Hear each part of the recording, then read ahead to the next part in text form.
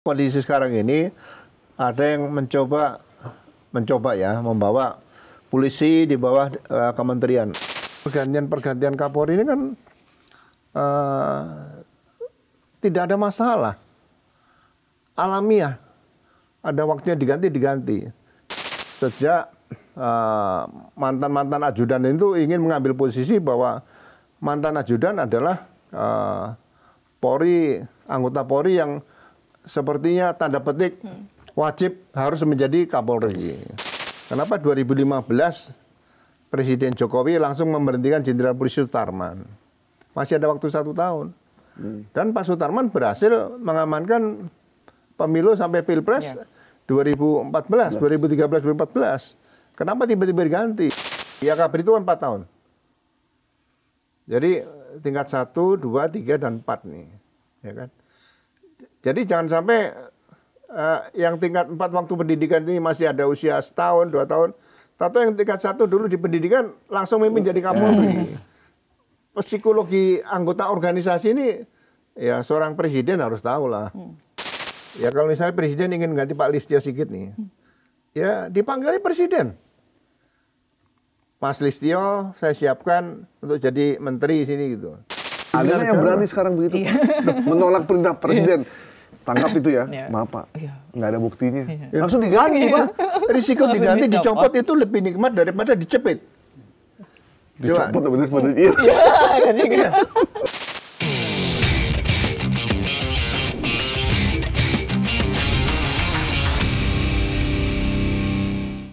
Balik lagi di podcast Bikin Terang bersama saya Fazilah Khairunisa dan tentunya ada Mas Gaib. Dan Mas Gaib, kita kali ini kedatangan seorang yang spesial dan akan membahas sesuatu yang spesial juga tentunya. Beliau adalah mantan apa ex ya? Kalau ke presiden nggak boleh mantan. Nggak boleh mantan ya, jadi ex ya atau periode jabatan gitu ya. Ini Wakapolri yang dikenal orangnya sederhana, jujur, berani, yang harusnya jadi Kapolri kan? Harusnya jadi Kapolri, tapi kayaknya beliau menolak menjadi Kapolri. Kenapa menolak kita juga nggak tahu. Nggak tahu alasannya. Beliau adalah Komjen Polisi Ugro Seno. Apa kabar, Pak? Kabar baik, Mas Gaib, Mbak Sila. Ini kita lagi rame bicara reformasi Polri, jadi pasti Anda menunggu-nunggu kan. Memangnya Pak, Polri memang perlu direformasi? Ya, ingat reformasi yang pertama dulu ya. Ya, tahun 99 ya kan. Setelah reformasi, setelah pisah dengan ABRI, dengan TNI kan, dari ABRI dulu. Nah, saya baca-baca lagi, ternyata reformasi itu bukan hal yang ringan, membutuhkan TAP MPR dulu masih ada TAP MPR ya, nomor 4 tahun 98. Nah sekarang ini apakah reformasi dalam rangka reorganisasi, dalam rangka restrukturisasi atau rekulturisasi ke depan, ini perlu dijelaskan dulu. Tapi kalau mungkin banyak permasalahan yang terjadi sekarang di masyarakat, nah mungkin reformasi ini hanya dikaitkan dengan terbitnya Perpres nanti mungkin ya, kemudian arahnya ke refungsionalisasi atau reaktivasi lagi Polri ke depan yang lebih berbasis kepada peran Polri sebagai pelindung dan pelayan masyarakat, baik di bidang pemeliharaan Kamtipmas maupun di bidang penegakan hukum itu. Jadi kalau menurut Pak Ugro, dari mana reformasi itu akan dimulai? Ya kalau dari mana, tugas polisi ini kan bukan terkotak-kotak, ini di sisi lain pencegahan, di sisi lain penegakan hukum. Karena semua polisi dimanapun dia bertugas itu harus menguasai ilmu kepolisian secara utuh.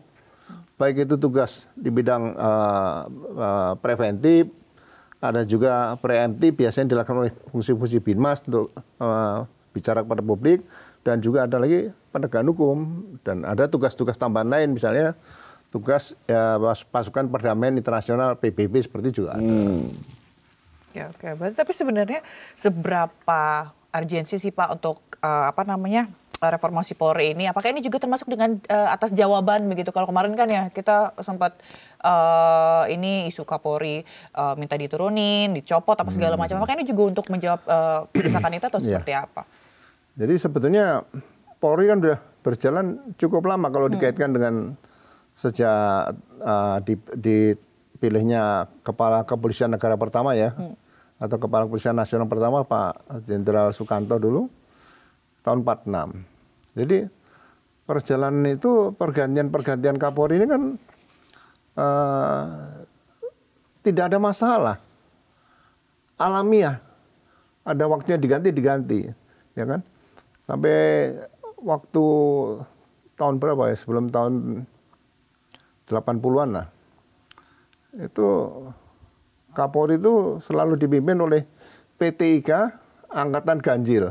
Angkatan Genap tidak pernah dapat karena mepet dengan Angkatan Ganjil. Jadi misalnya habis Angkatan 1, Angkatan 3, Angkatan 3, Angkatan 5. Begitu Angkatan 5, Angkatan 7, Angkatan 6 kebagian di situ. Jadi dan semua bisa menerima, nggak ada masalah. Pak Bro Angkatan Ganjil apa Genap? Saya 21, tapi setelah lulusan AKABRI itu waktunya setahun mepet sekali itu, nah itu mulai berubah. Nah, mulai berubah itu saya merasakan sendiri ya, sejak mantan-mantan ajudan itu ingin mengambil posisi bahwa mantan ajudan adalah Polri, anggota Polri yang sepertinya tanda petik wajib harus menjadi Kapolri. Nah itu yang membuat rusak tatanan pergantian Kapolri di situ. Jadi seharusnya siapapun bisa menjadi Kapolri, punya kesempatan. Jangan ditentukan kalau harus mantan ajudan seperti itu. Jadi kita lihat aja lah Pak Awaludin Jamin dulu kan waktunya juga nggak sampai lebih 4 tahun. Pak Anton juga rata-rata 2-3 tahun.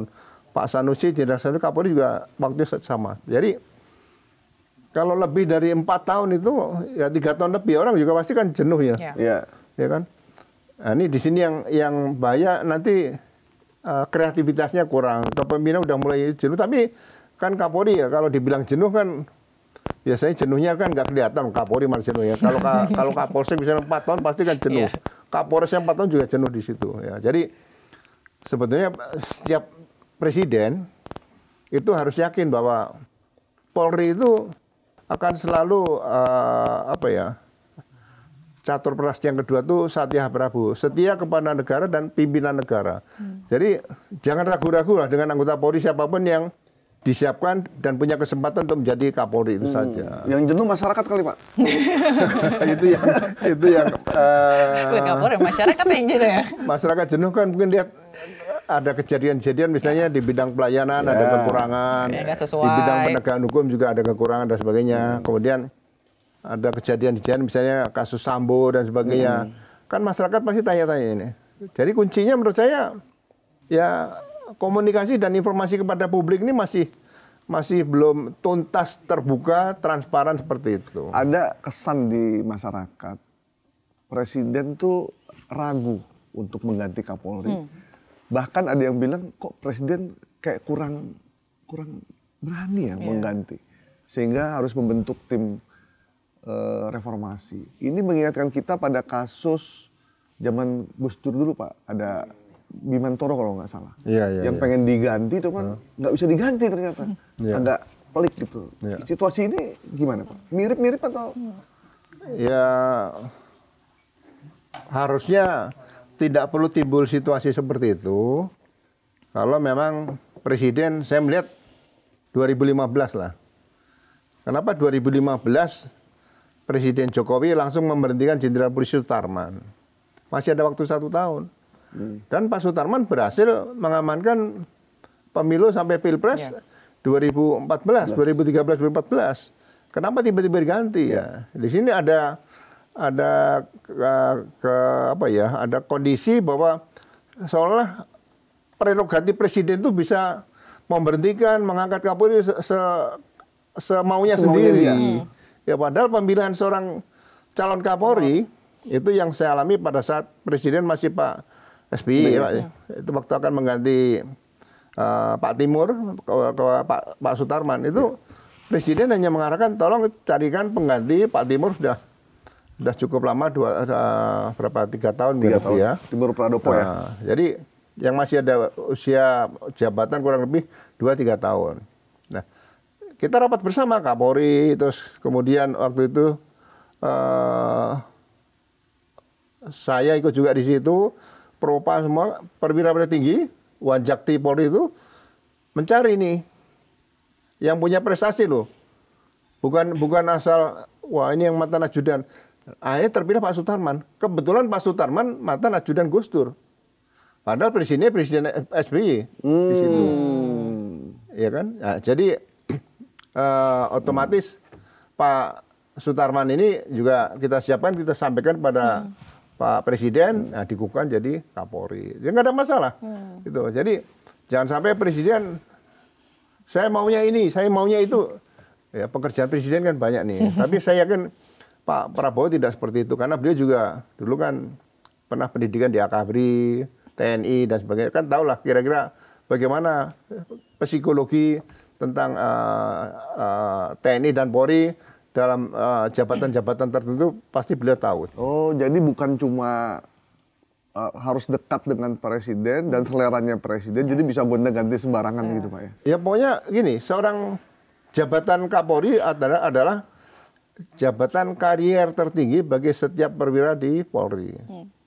Ya kan? Jadi kalau sudah terpilih menjadi Kapolri, itu diharapkan bisa mencapai pensiun di situ. Atau mungkin berapa bulan sebelumnya bisa dilaksanakan di situ. Nah, kemudian jangan sampai ada bintang 4 aktif 2. Jadi belum waktunya pensiun, kemudian mau diganti. Nah, ini harusnya yang mau diganti ini karena masih aktif ada statutan seperti Pak Sutarman, itu pensiun dini. Tidak bisa nanti ada bintang 42 masih aktif ada di tubuh Polri, nggak bisa. Ini akan melawan piramida kepangkatan. Di polisi kan ada piramida kepangkatan nih. Jenderal bintang 4 hanya 1, aktif itu hanya 1, tidak bisa 2. Berarti Pak Prabowo bener. Nggak bisa sembarangan ternyata. Ini ya, apa namanya, nyopot Kapolri ya, karena memang ada waktunya. Kalau melewati 2 tingkat gitu ya, harusnya dia masih di bawahnya, terus tiba-tiba melewati 2 tingkat di atasnya. Harusnya gini, di Akabri itu kan 4 tahun. Jadi tingkat 1, 2, 3, dan 4 nih. Ya kan? Jadi jangan sampai yang tingkat 4 waktu pendidikan ini masih ada usia setahun, 2 tahun. Tato yang tingkat 1 dulu di pendidikan langsung mimpin jadi Kapolri. Psikologi anggota organisasi ini ya seorang presiden harus tahu lah.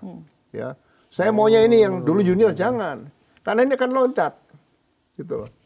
Nah, jadi sebaiknya yang beda 2 tahun ini masih bisa diterima. Ini nanti pensiun naik lagi, ini 3 lagi. Ini norma yang tidak tertulis, tapi itu harusnya bisa diikuti. Karena ya kualitas orang perwira lulusan Akabri menurut saya hampir seluruhnya sama lah, nggak ada yang beda jauh lah. Nah, beda hanya di seni kepemimpinan, kemudian bagaimana dia memanage pengungkapan suatu kasus, kemudian bagaimana dia komunikasi dengan masyarakat, dengan anggota dan sebagainya. Ini banyak penilaian. Tapi kalau ilmu tentang kepolisiannya, ya pasti sama, lulusan Akabri kepolisian pasti sama. Pernah jadi Kapolres, pernah jadi Kapolda gitu ya?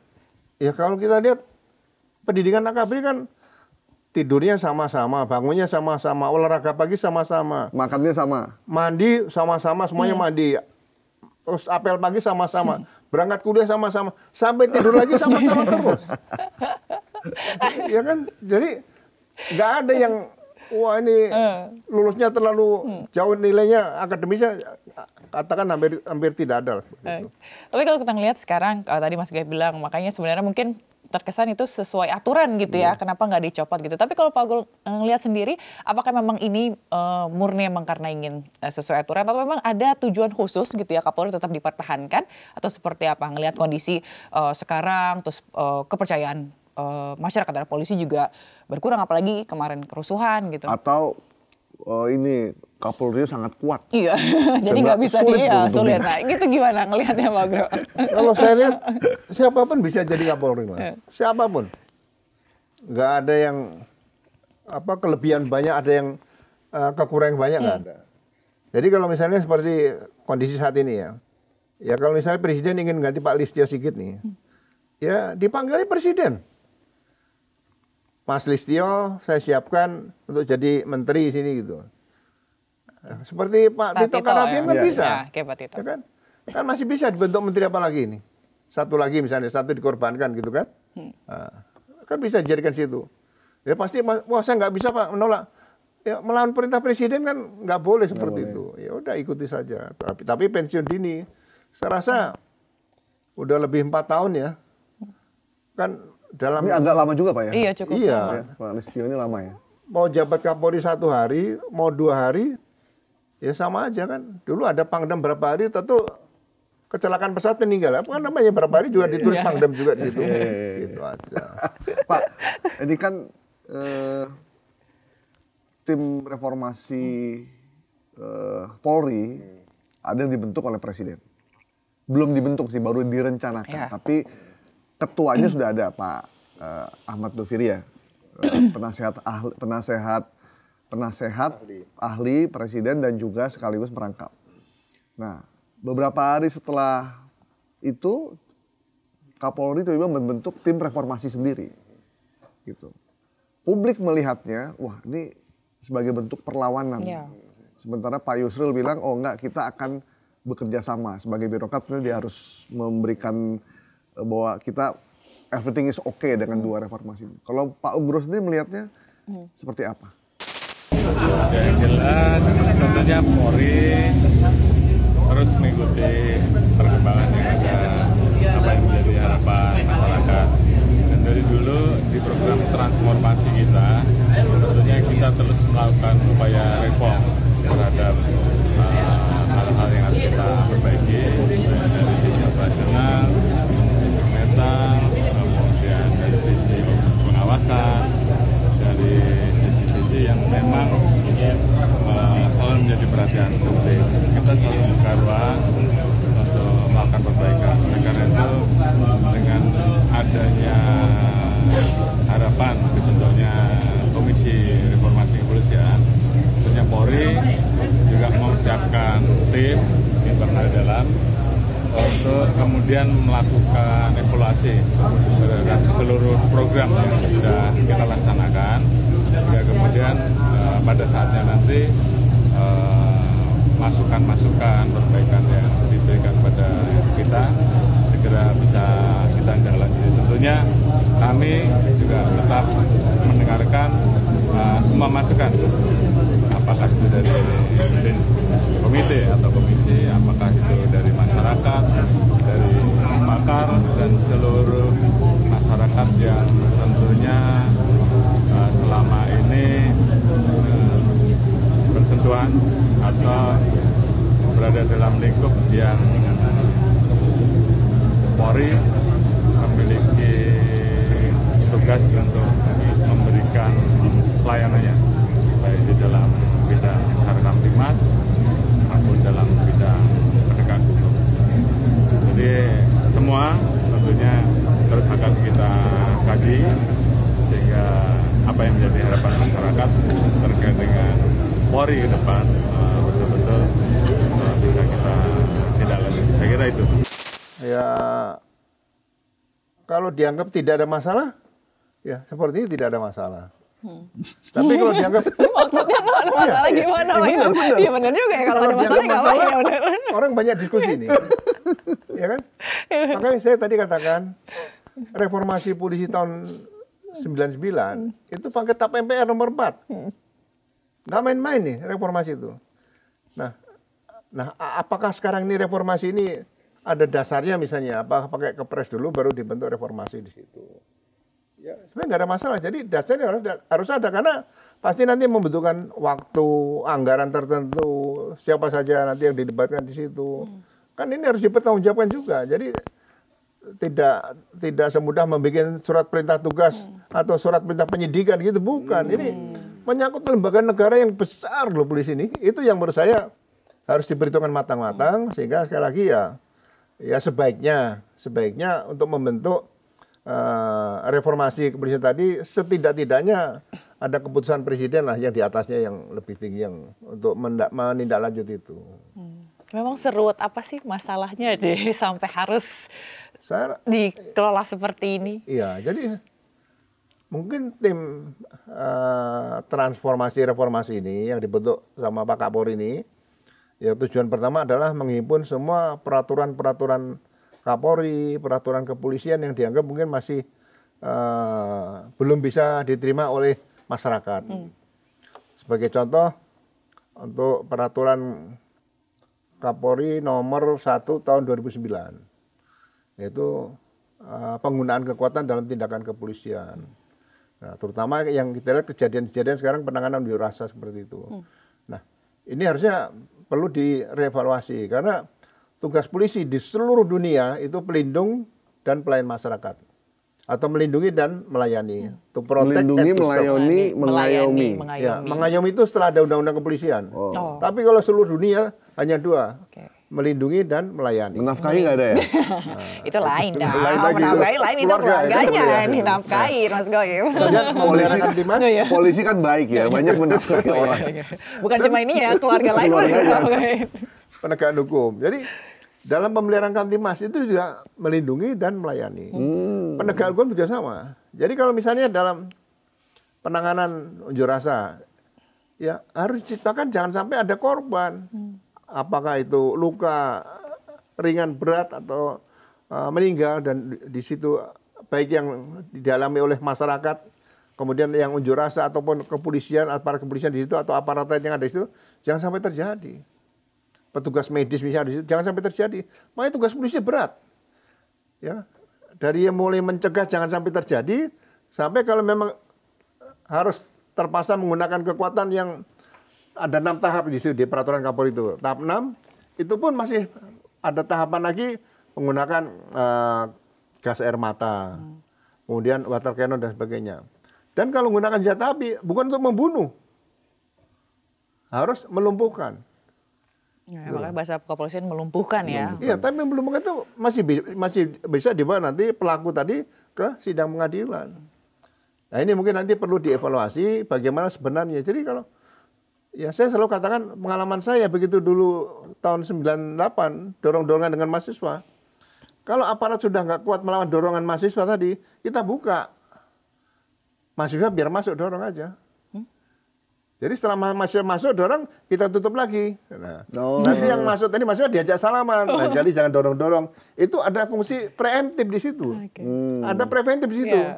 Lah, mereka ini kan generasi muda kita.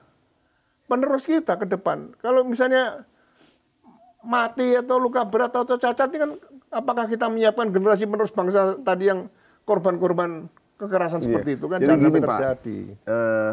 Jadi ya Zil ya, 10 tahun terakhir ini publik menilai polisi itu jadi alat. Alat partai ataupun alat rezim yang berkuasa. Sehingga dia tugasnya bukan melindungi masyarakat, tapi melindungi rezim atau elit yang berkuasa. Nah, itu yang membuat masyarakat jadi emosi, trauma, dan kok jadi begini ya kondisinya. Malah ngelawan polisi gitu ya. Yang harusnya kita malah bersama polisi, ini malah kita terus jadi dipukul, represif. Nah, itu yang dinilai oleh publik yang kita capture. Nah, Pak Ugro merasakan hal yang sama nggak dengan publik kira-kira? Ya, semua tergantung Kapolri lah. Di media sosial bisa dibaca. Ya kan, kalau zaman sebenarnya mengiyakan sebenarnya. Zaman Pak Anton Sujarwo dulu Kapolri, ada Kapolda yang sepertinya tidak mengambil langkah, anak buah berbuat salah. Dipanggil sama Pak Anton. Dulu saya kan sama Pak Anton dekat karena saya dulu pasukan kuda, Kapolri saya dulu. Pak Anton juga suka kuda kan. Cerita beliau pasti. Dipanggil, Mas, kalau Mas jadi Kapolri seperti saya, kira-kira melihat tindakan seperti apa kan? Ya, mundur aja Kapoldanya. Ya udah itu aja, Mas. Jadi Kapoldanya mundur karena permintaan sendiri kan?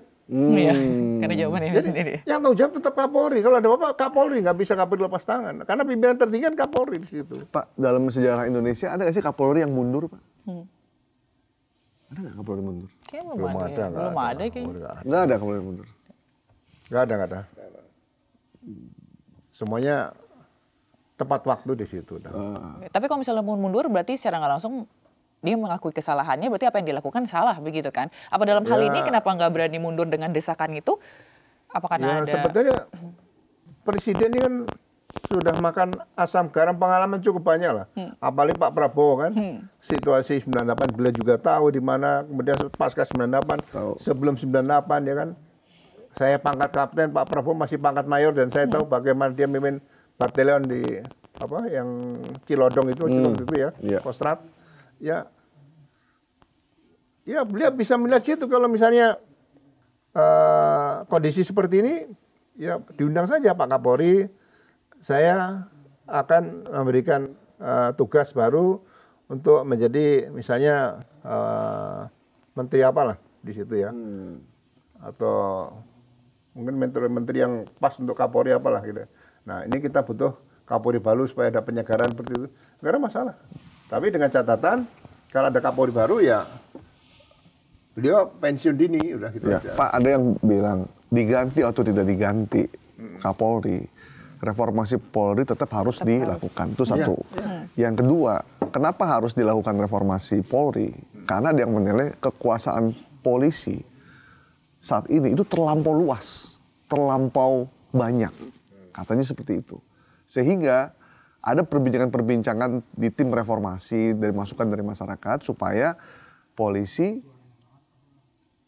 berada di bawah Kementerian Dalam Negeri, tidak lagi di bawah presiden yang langsung satu komando. Jadi di daerah, di pusat itu bisa langsung punya kekuasaan, terus kemudian langsung tanggung jawabnya ke presiden, karena bisa dimanfaatkan pada saat pemilu katanya.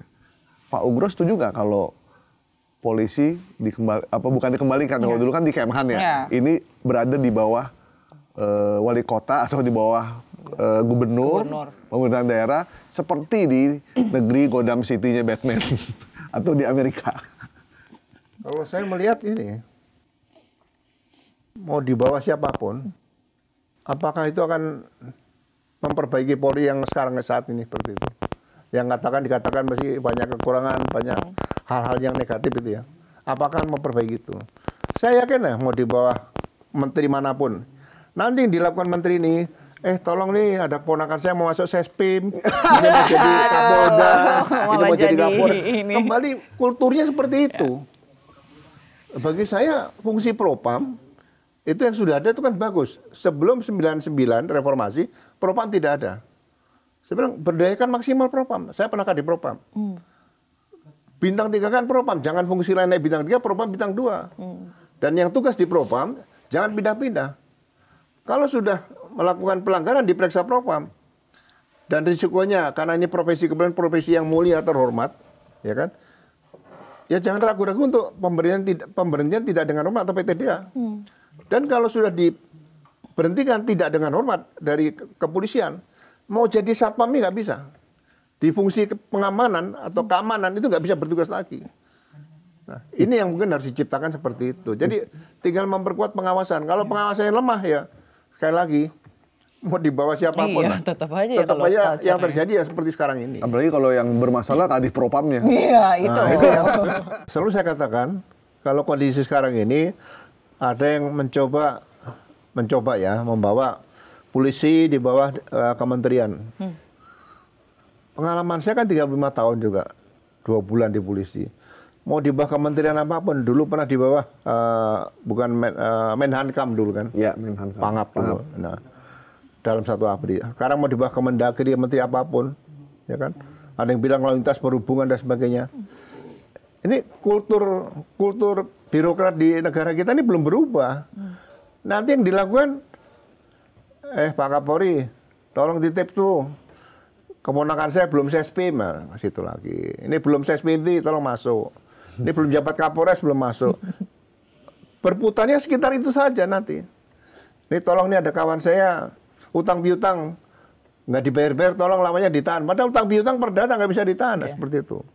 Tuh. Walaupun dulu pernah ada seorang Kapolri yang diperintahkan oleh Presiden Gus Dur waktu itu, perintahkan nangkap orang, alat bukti masih minim, nggak ada. Dinyatakan, mohon maaf Bapak Presiden belum bisa kami tangkap. Nah, seharusnya seperti itu. Polisi itu Satya Prabu setia kepada negara dan pimpinan negara, bukan pimpinan pemerintah, bukan. Ada yang berani sekarang begitu, Pak. Menolak perintah presiden. Tangkap itu ya, maaf Pak, nggak ada buktinya. Langsung diganti Pak. Risiko diganti, dicopot itu lebih nikmat daripada dicepit. Dicopot bener-bener. Iya.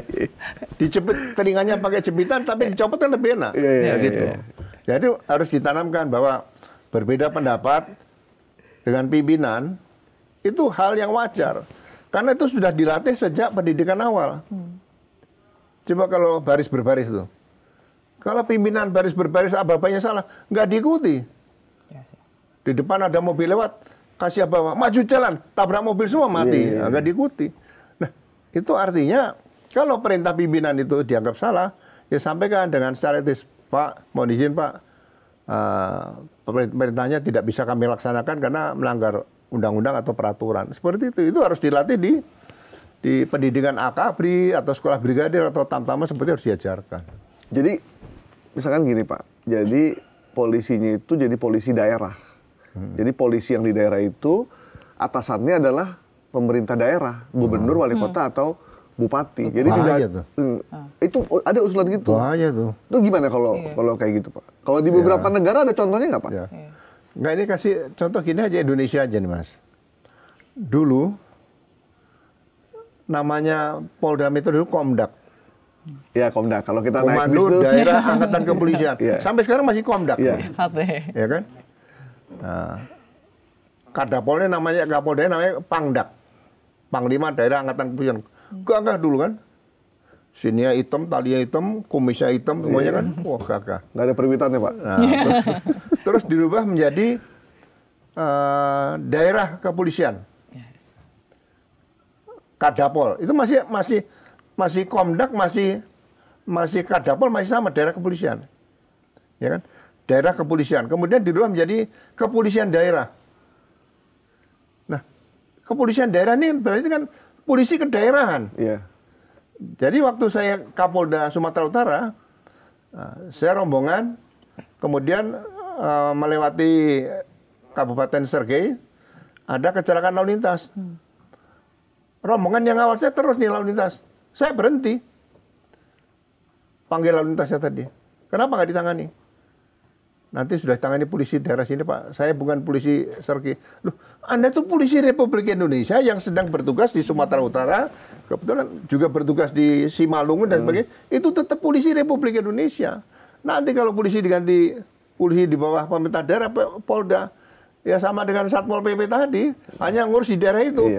Terus nanti ada mayat jatuh di perbatasan, oh ini daerah sana, didorong sedikit pakai bambu aja masuk ke sana.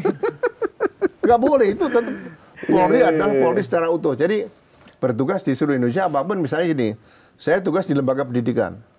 Terus kemudian ada kecelakaan itu, saya berhenti. Ada macet, saya turun. Ikut ngatur lalu lintas gitu. Jadi memang tugas polisi ini tugas yang tugas mulia yang sampai saya katakan malaikatnya nggak bisa melaksanakan tugas polisi loh. Memberhentikan seseorang dan menaikkan identitas. Nggak bisa. Malaikat pencabut nyawa nggak pernah memberhentikan seorang. Stop. Mana KTP? Nggak ada. Lagi nyupir, tarik nyawanya. Lagi tidur, tarik nyawanya. Coba. Polisi ini tugas mulia. Makanya perlu dijaga baik-baik. Jangan sampai nanti diambil oleh malaikat lagi tugas mulia ini kan seperti itu. Tapi kan Pak dikhawatirkan ya Zil ya. Ada yang namanya itu Pak, yang Pak Guru juga sempat bilang patrimonialisme, kedekatan, hubungan, kedekatan patron klien yang membuat dia loyalnya kepada orang. Bukan itu yang dikhawatirkan. Jadi buat naik jabatan, naik bintang, naik pangkat itu ya perlu loyal sama atasannya. Sehingga apapun yang diperintah atasan, bahkan ada kata setoran juga beredar di masyarakat gitu. Nah itu yang dikhawatirkan Pak. Iya sebetulnya zaman saya dulu juga masih terasa seperti itu ya. Harusnya sekarang udah hilang. Harusnya. Ya. Berarti belum. Harusnya. Jadi kalau dulu mau rapat mutasi jabatan nih. Ya, mau jabatan apa? Jabatan Kapolda, jabatan Kapolres yang Kombes, Kapolres yang pihak AKBP, ya. Itu rapatnya memakan waktu lama. Karena pasti pada nanya, mana fotonya? Ada yang kenal nama tapi nggak kenal wajah. Ada yang kenal wajah, nggak kenal nama kan? Nah berarti kan naik dislike seperti itu. Seharusnya sekarang sudah sistem. Jadi kalau mutasi tinggal diklik aja. Misalnya calon Kadipropam itu, diklik aja. Karena sistem sudah dibentuk, software-nya sudah ada, diklik muncul 5 calon. Itu karena sistem kan? Sistem itu berdasarkan apa Pak? Ini? Ya pakai IT aja. Sistem dibangun. Begitu diklik, klik lagi coba dikurangi ini satu, kepilih satu pasti. Jadi nggak usah lihat wajah, nggak usah lihat, bisa nggak itu titipan saya? Nggak ada titipan lagi udah. Mungkin nggak sih kayak gitu dia? Harusnya bisa. Saya dulu juga sudah mimpinya seperti itu. Waktu masih kan jadi Kapolri, saya nggak sampai, Wakapolri kan nggak sampai 1 tahun nih. Jadi harusnya sistem itu sudah dibangun seperti itu. Jadi nggak perlu lagi yang dikatakan tadi sowan dan sebagainya, menghadap mana, nggak perlu. Pendidikan sistem diperintahkan untuk Anda sekolah. Misalnya di Seram, pendidikan long distance aja, jarak jauh. Orang Seram suruh sekolah di Sukabumi pasti nggak mau. Biaya banyak dan nanti harus menghidupi keluarga di sini dan saya biaya sekolah. Nah, ini negara kepulauan harus punya geopendidikan di Indonesia sehingga anggota bertugas itu sudah tidak mikir lagi kapan saya bisa sekolah, kapan saya bisa naik pangkat dan sebagainya. Ini semua diatur pakai sistem di situ. Sekarang belum tapi Pak. Belum ya, mudah-mudahan nanti Kapolri ke depan nanti bisa menciptakan ini. Karena ya kasihan waktunya habis nanti yang katakan tadi, wah ini harus main ke sini, main ke situ dan sebagainya. Kan sayang waktunya habis. Harusnya untuk masyarakat melindungi dan melayani, malah kebalik, malah melindungi, melayani pimpinan seperti itu harusnya dihilangkan. Ini bukan masyarakat ya Mas, pimpinan. Kalau di beberapa negara memang polisi itu ada di bawah presiden, Pak. Ya, di Asia gitu. Rata-rata bertanggung jawab pada kepala negara. Ya, kalau langsung di daerah, ya misalnya di Jepang juga ada kepala polisi nasionalnya ada juga. Pak, ini kan tim reformasi akan segera dibentuk. Kemungkinan dalam waktu dekat akan diumumkan timnya. Dan ada beberapa nama yang sudah beredar. Ada disebut nama Mahfud MD, kemudian ada Susno Duaji, pokoknya pendekar-pendekar lah yang sering tampil di reformis di televisi. Ini bukan tugas mudah, bahkan masyarakat sangat berharap tim ini akan benar-benar membuat reformasi di tubuh Polri. Nah, kira-kira kita khawatir harapan masyarakat ini nanti cuma jadi harapan aja. Iya, jadi mandek. Jadi, enggak. Karena begitu udah dibentuk ternyata nggak sesuai dengan apa yang tujuan utamanya. Ya harusnya harapan jangan jadi harap-harap juga nih ya. Jadi harapan masyarakat tadi melihat pernyataan Pak Presiden Prabowo Subianto menyatakan akan membentuk komisi reformasi ini benar-benar ya lintas ilmu lah, di lintas fungsi orang yang pernah bertugas di luar nih. Ada purnawirawan Polri di situ, ada mantan pejabat tinggi di negara ini. Mereka diskusi dulu bagaimana sebaiknya ke depan. Jangan langsung bicara, oh ini tempatkan dulu kementerian. Itu mungkin nomor terakhir kalau mau bicara itu. Yang pentingnya bagaimana tugas-tugas pokok polisi ke depan supaya lebih profesional. Jadi misalnya contoh gini, polisi dalam penegakan hukum. Kan ada criminal justice system nih. Nah itu ada penyidik dari Polri, kemudian ada jaksa penuntut, kemudian ada juga pengadilan di situ, ada lembaga pemasyarakatan. Nah, sekarang dengan muncul lembaga Badan Narkotika Nasional, ya kan, polisi juga ada, kemudian ada BNPT. KPK, ada BNPT dan sebagainya. Nah, apakah lembaga-lembaga negara ini tidak perlu dikembalikan lagi kepada Polri seperti itu? Nanti Kapolri ditantang misalnya yang baru kalau terpilih ya, sanggup nggak melaksanakan tugas penyidikan tidak pidana korupsi. Karena dalam penyidikan tidak pidana korupsi, baru saya dengar juga tadi, beberapa kasus itu masyarakat biasa bisa dengan pidana korupsi dengan pasal 2. Saya pelajari di mana, keuangan negara di mana, nggak ada. Seperti itu. Jadi ini penyidikan korupsi itu harus benar-benar diawaki oleh orang-orang yang profesional. Ya kalau saya, kalau ada komisi reformasi ya kembalikan saja kepada Polri. Saatnya Polri harus mampu melaksanakan tugas-tugas yang sekarang ditangani oleh lembaga-lembaga lain yang menangani tugas-tugas Polri yang sebelumnya tadi. Jadi mengawasi menata ulang. Zil, kalau kamu ditanya sama tim reformasi Polri, Mbak Zila, apa yang harus Mbak Zila inginkan ketika berurusan dengan polisi dalam kasus apa dan harapannya apa? Ya pasti itu balik lagi ke fungsi utama tadi yang Pak Guru sampaikan gitu ya, melindungi dan melayani gitu. Karena sekarang polisi sekarang nggak tahu ya, mungkin masyarakat tuh menilainya polisi itu jadi kita tuh bermusuhan gitu sama polisi. Kalau saya tuh pengennya Pak, begitu kita datang ke kantor polisi, kita tidak ada perasaan takut. Ya. Kan katanya kalau melaporkan hilang mobil satu, begitu lapor polisi bisa hilang mobil dua katanya kan. Nah kita pengen begitu kita lapor, diterima dengan baik, kemudian diproses dan cepat selesai. Ya. Itu yang banyak berharap. Karena ada orang yang udah melapor sekali, suruh balik lagi 2 kali, balik lagi 4 kali, dia punya ada orang yang berhutang 9 juta. Begitu bolak-balik habisnya 100 juta, malah lebih gitu kan. Ratusan kayaknya. Ratusan kali selama 4 tahun. Bolak-balik. Ya, saya kurang 100 juta lebih? Itu sih. Ya kurang lebih bisa. 100 juta? Kan lagi, tapi yang kedua ini dihentikan dengan alasan bukan tindak pidana. Dalam jangka waktu beda 1 hari setelah saya viral video yang pertama. Gitu. Oke. Intinya ribet banget deh gitu ya. Banget gitu. Udah habis keluar berapa Anda? Keluar uang berapa tuh? Hampir 4 tahun berarti ya? Iya. Untuk kasus yang menurut saya ini ecek-ecek sebenarnya. Betul. Habis berapa itu? Bolak-balik berapa kali ke kantor polisi? Uang habis berapa? Sering sih kalau bolak-balik ongkos-ongkos berapa kayak kira-kira gitu. Ada 10 kali, 20 kali lebih pasti? Ratusan kayaknya. Ratusan kali selama 4 tahun. Bolak-balik ke kantor polisi? Iya, saya juga ada bagannya. Tadi sudah saya serahkan. Ratusan kali? Iya.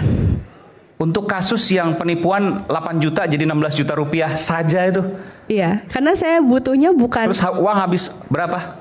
Iya banyak juga. Ongkos-ongkos itu kan nggak kerasa ya? Iya, yang tadi uang operasional, ongkos, kalau dikumpulkan berapa? Ya, saya kurang 100 juta lebih? Itu sih. Ya kurang lebih bisa. 100 juta? 100 kali bolak-balik, uang habis 100 juta lebih? Mungkin kurang lebih begitu ya kalau misalnya kita lihat ongkos selama 4 tahun. Untuk hanya melaporkan Anda beli mobil showroom yang dibohongi dalam tanda kutip ya, 8 juta pajaknya, tapi kemudian ternyata 16 juta Anda laporkan itu, hanya selisih 8 juta Anda laporkan penipuan, 100 kali bolak-balik ke polisi, 100 juta lebih habis. Mungkin sekitar segitulah. Dan kasusnya sekarang adalah sudah sampai penyidikan, ada tersangkanya? Tersangka belum? Belum juga tersangka? Belum. 4 tahun? Iya, tapi sudah naik sidik ya. Naik sidik? Iya. Saya speechless loh. Jadi malah jadi males orang ngurusin dia. Jadi ya udah biarin aja. Biarin aja lah gitu. Nah sebenarnya kalau masyarakat mah tuntutannya nggak terlampau banyak Pak. Pokoknya ada kemalingan, polisi datang, tidak ada biaya, selesai dan cepat ditangani. Dan pernah beberapa kali juga dengar cerita dari teman-teman, mereka punya kasus, mereka malah dimintain sama oknum polisi itu untuk minta uang operasional Pak, gitu. Kami juga, loh kok jadi malah polisi minta operasional untuk melakukan tugasnya polisi. Emang uang operasionalnya nggak cukup apa kemana Mas? Sampai minta sama warga, sama masyarakat Pak. Iya, pasti nanti orang tanya, bener gak itu? Ada tanda terimanya nggak kan gitu? Kan nggak mungkin kan? Ada invoice-nya nggak ya? Jadi menurut saya, sekali lagi sistem dirubah, ya kan? Jadi menerima laporan masyarakat itu seharusnya adalah perwira ke atas. Tidak bisa seorang brigadir itu menerima laporan. Karena itu sama dengan seorang dokter menerima pasien. Dialog, aktif. Dan pada saat menggali itu, ya menurut saya itu bukan hal yang mudah. Tidak bisa memotong pembicaraan orang yang sedang melapornya. Tunggu, nggak boleh. Harus mampu mendengarkan, menyerap dulu, baru nanti ditanya. Seperti itu. Nah berarti ini harus diperbaiki. Perwira harus punya sertifikat untuk menerima laporan masyarakat tadi. Itu harus disiapkan. Nah kemudian ke depan nanti dengan perkembangan teknologi informasi komunikasi, apakah setiap laporan polisi itu harus dibuat di kantor polisi? Kalau dibuat di kantor polisi, mungkin kurang lebih hanya 5.000 atau 5.000, nggak sampai 6.000 titik laporan polisi. Titik penerima laporan polisi. Tapi setiap perwira dimanapun dia berada harus dapat menerima laporan polisi. Online. Bagus tuh, online. Berarti kalau itu sudah online dan setiap perwira, perhitungan saya ada 60 sampai 70 ribu titik laporan polisi. Dan itu nanti masuk semuanya ke sistem. Ditangani. Dimanapun dia berada. Gitu loh. Ini harus diperbaiki seperti itu. Kemudian yang dulu juga belum tentu jelek. Dulu ada namanya perwira samapta. Setiap lulusan perwira, sekolah perwira, apakah itu sekolah inspektur polisi atau akabri, akademi kepolisian, harus menjadi pamapta.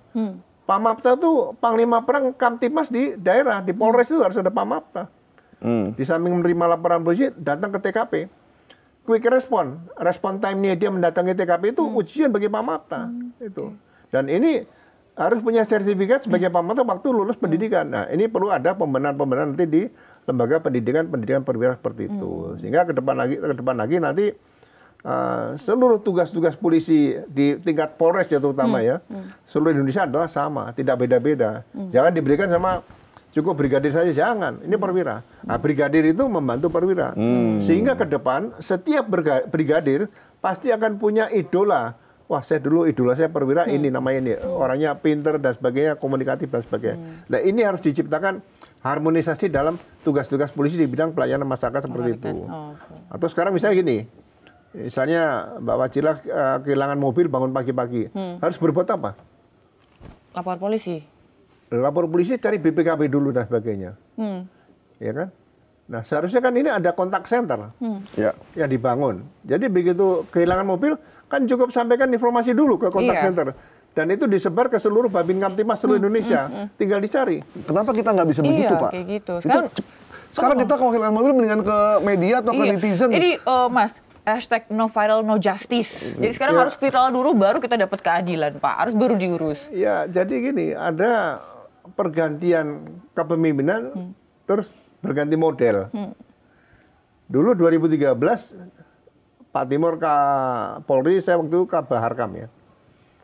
Kita studi banding ke Amerika dengan 911. Kita kerjasama dengan Telkom. Jadi polisi nggak usah memikir hardware softwarenya, semua ditangani Telkom karena Telkom itu ada sampai kabupaten. Nah itu nanti polisi tinggal menerima laporan tadi. Benar. Operatornya adalah Telkom, jangan polisi. Gitu loh. Nah polisi tinggal dapat informasi melaksanakan tugas seperti itu. Nah kemudian kalau ada laporan hilang cukup pakai WA, ada data. Kenapa nggak dijalanin itu, Pak? Atau bagus loh. Ini harus dikembangkan, yang ahlinya kan Telkom, bukan polisi. Tapi sekarang kita juga udah canggih, Pak. Maksudnya dengan teknologi yang ada, dengan orang-orang yang maksudnya ya mumpuni gitu, kenapa teknologi itu nggak diciptakan? Harusnya seperti itu. Dulu 2013 sudah dibuat kerjasama, tapi begitu Pak Timur pensiun, ganti Kapolri dirubah lagi. Nah itu yang kurang baik kadang-kadang di polisi seperti itu, ganti pimpinan, ganti selera, ya kan? Kebijakan-kebijakan Kapolri kita lihat dulu, Pak Anton Rekonfu, Pak Sanusi dulu Kapolri Ojo Dume, Pak Banurusman kemitraan, ya kan? 3S senyum sapa salam, Pak Kunarto tekadku pengabdian terbaik, ya Pak Devyo URC unit reaksi cepat, semua ingin berikan pelayanan terbaik pada polisi. Tapi begitu dibikin seperti pakai bahasa Inggris, ya kan? Orang sekarang bingung apa nih? Pak Listio apa, Pak? Presisi. Bukan robot. Saya belum tahu presisi ini apa kan? Kalau menjabarkan kan presisi itu tepat. Ya, tapi artinya presisansi, 3 presisi ini menjabarkan susah nih, ya kan? Jadi mungkin kebijakan itu sifatnya misalnya gini, seperti Pak Riamisat dulu kan ada back to barak. Back to basic. Itu saja. Jadi nggak usah mulu-mulu seperti itu. Anggota nanti bingung melaksanakan ini belum, nggak terpegang semua seperti itu. Nah, mudah-mudahan itu catatan penting nih. Ya, kebijakan-kebijakan Kapolri ke depan yang mudah dicerna. Nggak mungkin lah satu Kapolri akan bisa merubah Polri secara utuh dalam waktu singkat. Pada saat ayam berkokok, polisi udah berubah kan nggak mungkin. Berarti sebenarnya bukan karena sistem yang nggak bisa, tapi karena memang perbedaan dari kepentingan dari pimpinannya aja kan, keinginan dari pimpinannya aja kan gitu ya Pak ya? Ya, nggak usah merasa ingin menonjol, nggak usah. Kan ada waktunya. Kapolri itu nanti kan pasti dikenang, oh Pak ini dulu kebijakan ini. Seperti Pak Anton kan Rekonfu, Pak Sanusi ini kita semua tinggal mengenang aja kebijakan-kebijakan itu. Karena sekarang yang dikenang masyarakat hanya ada 3 polisi yang baik kan ya Pak. 1 Hugeng yang jujur ya. 2 polisi tidur, 3 patung polisi. Dan kita pengen setelah reformasi ini dibentuk, ada reformasi, kemudian siapapun Kapolrinya mengikuti arahan-arahan tim reformasi, tidak ada lagi kesimpulan dari 3 polisi jujur itu, Pak. Iya, seperti gini, masalah-masalah yang ada dalam kehidupan masyarakat ya. Contoh saja nih, waktu kita masih kecil, kalau melewati rumah sakit itu dilarang membunyikan klakson. Iya. Sekarang nggak ada larangan, ya kan? Sirene bunyi di mau jam 6 malam, mau jam 9 malam. Kalau itu rombongan pejabat mau makan, pulang makan dan dari restoran pakai sirene. Nggak ada yang mengatur kehidupan itu. Harusnya polisi tampil di depan. Karena polisinya di depan, Pak. Tampil di depan tapi tidak membunyikan sirene kayak gitu ya. Tampil di depan membuat peraturan. Terus buku dulu, buku bacaan anak-anak, bacaan komik dulu ya. Komik. Itu di belakangnya saya baca itu. Ada capnya telah disetujui oleh Binmas Polri. Ya kan? Nah ini mungkin harus diperbaiki kembali. Jadi bagaimana polisi bisa hadir di tengah masyarakat sebagai sekali saya tekankan insan tribrata dan catur prasja. Ini nilainya tinggi nih, ya kan? Pelajaran semua udah dapat, ilmunya udah dapat, kepemimpinan dapat. Apa susahnya melaksanakan tugas ini? Yang melekat di otak saya sampai sekarang ini itu waktu saya pertama kali dinas dipimpin oleh seorang Letnan 2, komandan peleton saya Letnan 2 juga, seorang pelopor Brimob kumisnya tebal. Anda berempat baru lulus dari Akabri. Pesan saya satu, pada saat Anda ketemu masyarakat, berikan hormat sama masyarakat. Kita hormat duluan. Apa itu abang beca, apa itu katakanlah pengemudi mikrolet waktu itu kita berikan penghormatan. Tugas polisi itu. Mantap ya. Abdi utama dari Rastra Sewak Utama.